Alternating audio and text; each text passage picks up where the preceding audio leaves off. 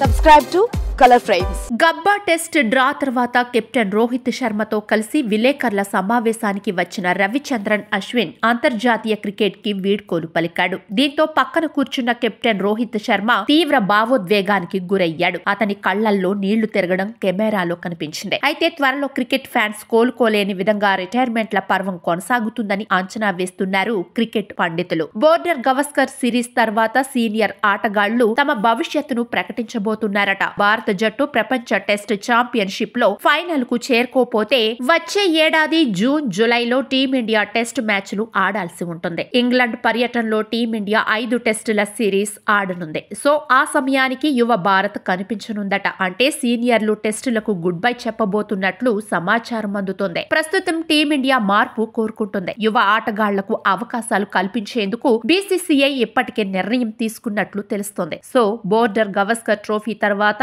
రోహిత్ శర్మ, విరాట్ కోహ్లీ, రవీంద్ర జడేజాలు టెస్టులకు వీడ్కోలు పలికే అవకాశం ఉందంటున్నారు. 2012-13లో సచిన్ టెండూల్కర్, రాహుల్ ద్రవిడ్ మరియు వివిఎస్ లక్ష్మణ్ వంటి సీనియర్ ఆటగాళ్లు ఒక్కొక్కరుగా రిటైర్ అయ్యారు. ఆ సమయంలో విరాట్ కోహ్లీ, అజింక్య రహానే, చేతేశ్వర్ పూజారా, రోహిత్ శర్మ, రవీంద్ర జడేజా వంటి ఆటగాళ్లు జట్టులో భాగమయ్యారు. సో ఇప్పుడు రోహిత్, కోహ్లీ, జడేజా లాంటి సీనియర్లు పక్కకు తప్పుకుంటే యువకులు జట్టులోకి రానున్నారు. ఇక అశ్విన్ విషయానికొస్తే వాషింగ్టన్ సుందర్ ని జట్టులోకి తీసుకోవడంతో నెక్స్ట్ ఇంగ్లాండ్ టూర్ కు అశ్విన్ ను ఎంపిక చేసే అవకాశాలు తక్కువగా ఉన్నాయని గ్రహించే తన రిటైర్మెంట్ నిర్ణయాన్ని ప్రకటించి ఉండొచ్చు. అందుకే సిరీస్ మధ్యలోనే హఠాత్తుగా రిటైర్మెంట్ ప్రకటించాడు. ఆస్ట్రేలియా పర్యటన తర్వాత రిటైర్మెంట్ పై నిర్ణయం తీసుకోగల మరికొందరు ఆటగాళ్లు ఉన్నారు. ఇందులో 37 ఏళ్ల కెప్టెన్ రోహిత్ శర్మ, 36 ఏళ్ల విరాట్ కోహ్లీ, రవీంద్ర జడేజా పేర్లు ఉన్నాయి. ఈ ఏడాది ప్రపంచ కప్ గెలిచిన తర్వాత ఈ ముగ్గురు ఆటగాళ్లు ఇప్పటికే T20 నుంచి రిటైర్ అయ్యారు. టెస్టుల్లో రోహిత్ శర్మ